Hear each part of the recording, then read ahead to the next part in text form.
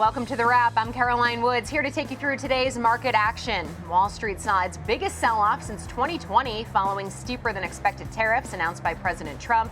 The Russell closed down over 6.5%, bringing the index to a 15-month low. The Nasdaq tumbled over 5%, while the S&P 500 tapped August lows, down close to 5%.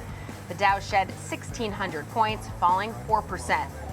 Consumer staples was the only positive sector on the session.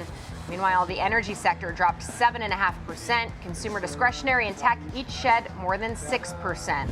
Taking a closer look into the selling action in tech, semiconductors continue to be among the biggest market laggards. The group fell to its lowest point since January of 2024.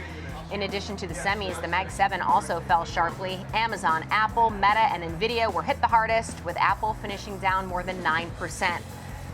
One of the hardest hit stocks from the tariff news, RH, the luxury furniture brand, had its worst day ever, sinking 40% after it missed on earnings and guidance. The CEO also cited uncertainty caused by tariffs, market volatility, and inflation risk. Analysts are still largely bullish on RH, but did receive several price target cuts from Morgan Stanley, Barclays, and Wells Fargo, among others. One company that's on notable gains today, Intel. The information reported that the legacy chipmaker and TSMC reached a preliminary agreement to form a joint venture to operate the U.S. firm's chipmaking facilities. If they sign off on the deal, TSMC would take a 20% stake in the new company.